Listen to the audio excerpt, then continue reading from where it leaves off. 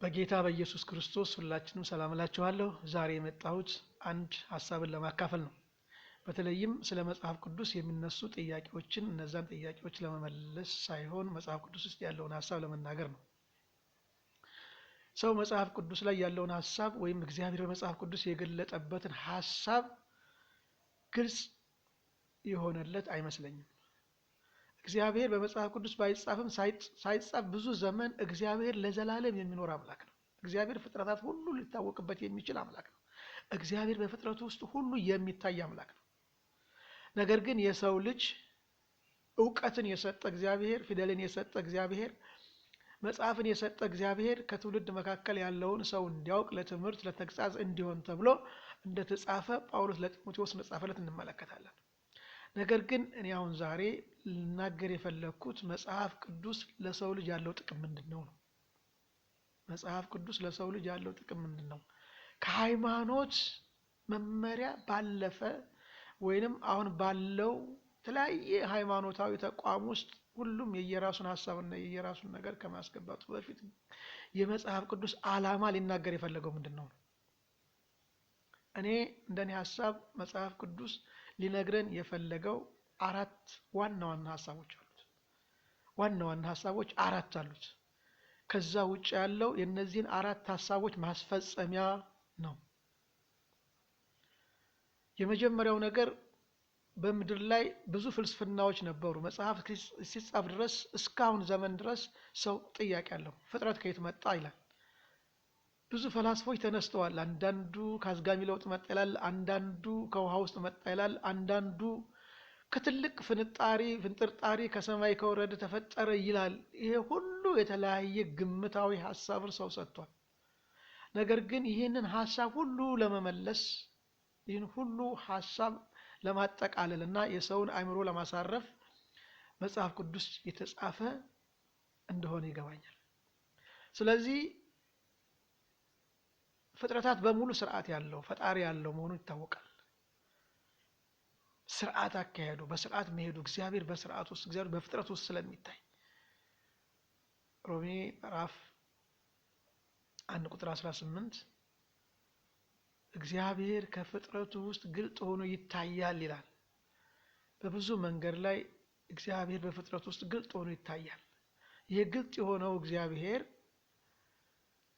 በምድር ላይ የሰው ልጆች ፍልስፍናና ዕውቀት እየበዛ በሚሄድበት ሰዓት በተለያየ ጽሑፍ በተለያየ መረጃዎችን ለሰው ማካፈል በተጀመረበት ሰዓት ስለዚህ እግዚአብሔር ደግሞ በሙሴ በኩል የመጀመሪያው መጽሐፍ እንደተጻፈ ዘፍጥረትን ይነግረናል። አምስቱ የሙሴ መጽሐፍት ተብለው የሚነገሩት ዘፍጥረት፣ ዘጸአት፣ ዘኍልቍ፣ ዘሌዋውያን፣ ዘዳግም እነዚህ አራቱ መጽሐፍቶች አምስት መጽሐፍቶች።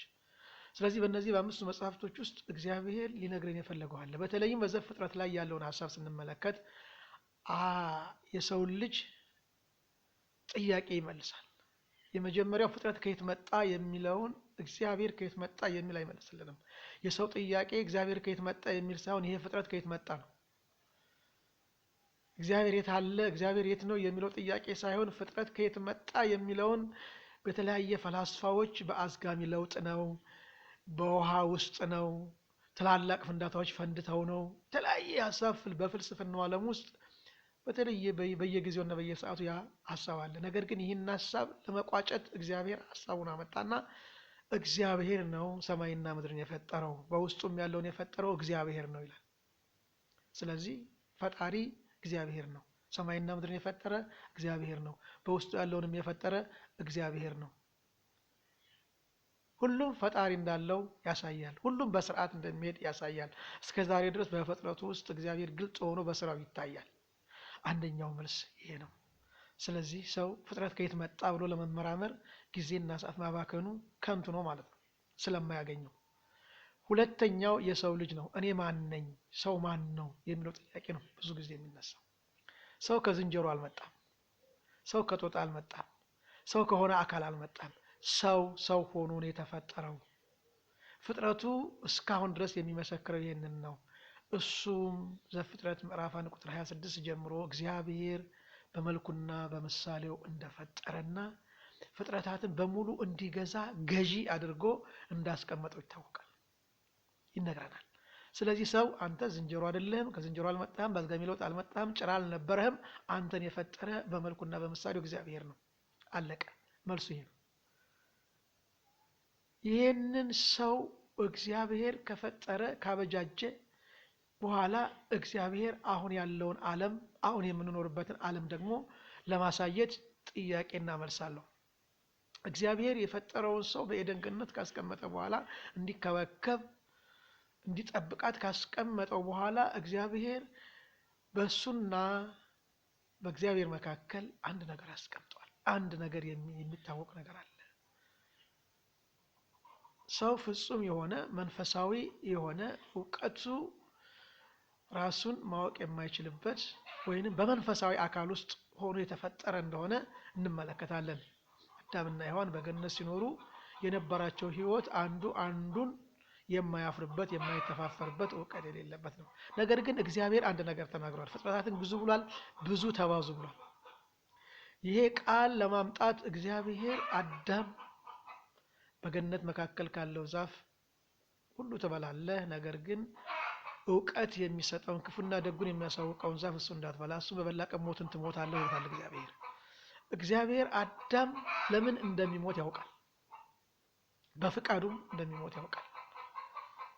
አሁን የመጣንበትን ዓለም ለማወቅ ይህን ሐሳብ እግዚአብሔር ከተናገረ በኋላ አዳም በዘፍጥረት ምዕራፍ 3 ላይ በእባቡ ምክንያት ለሴቲቱ ለሔዋን በነገራት ምክንያት እባቡ በተናገረው ምክንያት ሞትን አትሞቱም እግዚአብሔር እንደሱ እንዳትሆኑ ብሎ እባብ የተባለው ተንኮለኛ ተናገረ ይላል። እዚህ ላይ ማብራራት አልፈልግም፣ ግን ሂደቱን ለምን መጣ የሚለው ቋንቋ በዚህ ሰዓት የሰው ልጅ እግዚአብሔር ከሰጠው ሐሳብ ትእዛዝ በተመከረው ምክር መሰረት በላ። ስለዚህ አይኑ ተገለጠ። አዳም ሔዋንን አያት፣ ሔዋንም አዳምን አየችው፣ ተፋፈሩ ይላል። በጣም የሚገርመው ነገር ተፋፈሩ ተብለው ግልድም አገለደሙ ይለናል። የቅጠል ግድም እፍረተ ገላቸውን ሸፈኑ ይላል። ለምንድን ነው እፍረተ ገላቸውን የሸፈኑት? ለምን ሌላውን ነገር አልሸፈኑም? ጠይቃችሁ ታውቃላችሁ? ይሄን ሐሳብ ለምን እንደሸፈኑ ታውቃላችሁ? ምን እንደገባችሁ ታውቃላችሁ? እግዚአብሔር የተናገረው ብዙ ተባዙ ምድርን ሙላት የሚለው ሐሳብ አለ። የመባዣ አካላቸውን ነው የሸፈኑት። ከዛም እግዚአብሔር መጣ፣ ጠየቀው። መጀመሪያ ጊዜ ተማኛኙ። አዳም ወዴት ነህ ብሎ ሲጠይቀው አዳም በሔዋን አማኘ፣ ሔዋን በእባብ አማኘች። እግዚአብሔር ለሁሉም እንደየድርሻቸው ከሰጣቸው በኋላ በጣም የሚያስገርመውና አዳም የገባው አንድ ነገር ቅድም ማን ነው ያሳሳተ ሲባል አንተ የፈጠርካት ሴት ናት ብሎ የተናገራትን ሴት እግዚአብሔር ጋር ከመጣ በኋላ እግዚአብሔር ከገነት እንደሚያባርረው ወይም እንደሚወጡ ካሰበ በኋላ ግን አንድ ነገር ተናገረ። አዳም አንድ ነገር ገባው። ሚስቱን ሔዋን አላት፣ አንቺ የሔዋን ሁሉ እናት ነሽና አላት።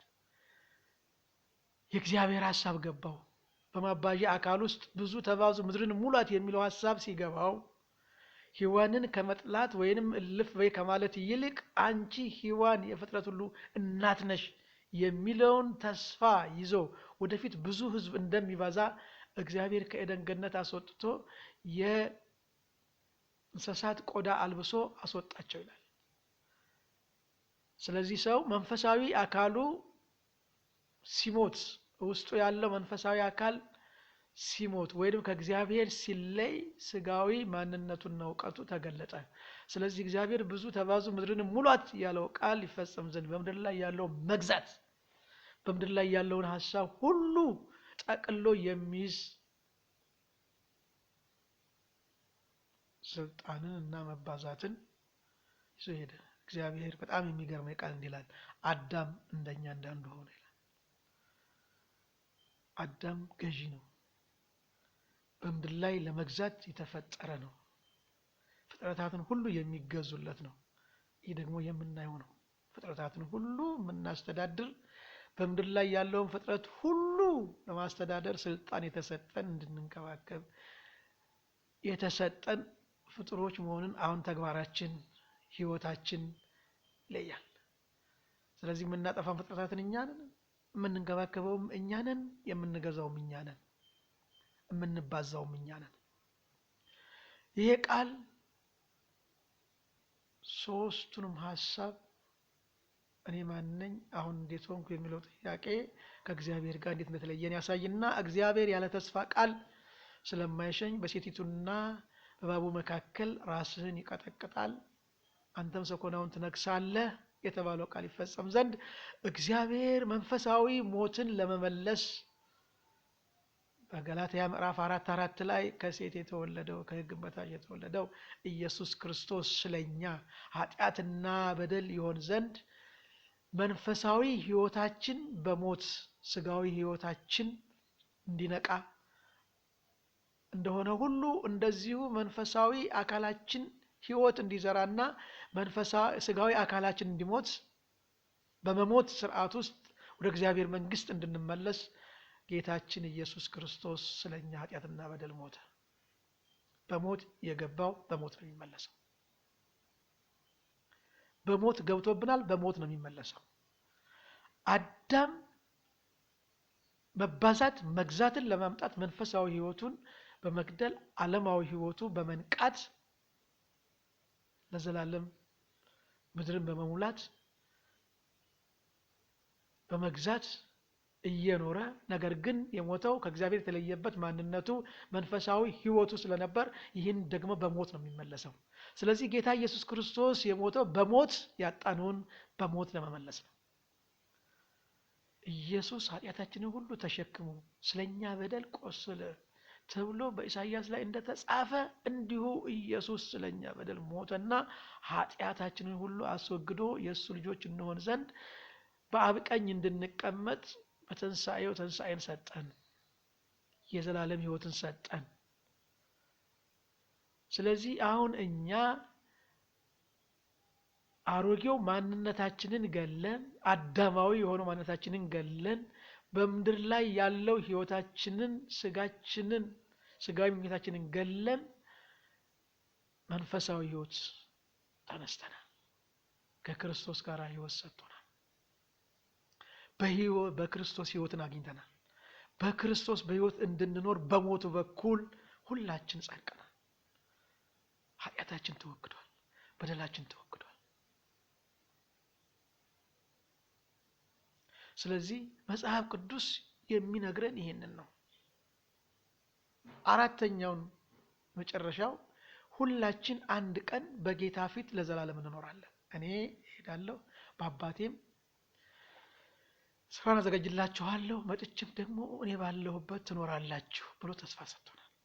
ስለዚህ አሁን ማንኛውም በክርስቶስ ኢየሱስ ያመነ ሁሉም ሰው እንዲያምን እግዚአብሔር ዓለምን ሁሉ እንዲሁ ወዷልና አንድያ ልጁን እስኪሰጥ ድረስ በልጁ የሚያምን የዘላለም ህይወት አለው፣ የማያምን ግን አሁን ተፈርዶበታል ተብሎ እንደተጻፈ በልጁ የሚያምን የዘላለም ህይወት አለው፣ በልጁ የማያምን ግን የዘላለም ቁጣ በሱ ላይ ይኖራል እንጂ ህይወትን አያይም እንደተባለ ሁሉም ሰው በክርስቶስ በማመን የሚገኘውን ጽድቅ እንዲያገኝ ክርስቶስ ስለኛ ሞቷል።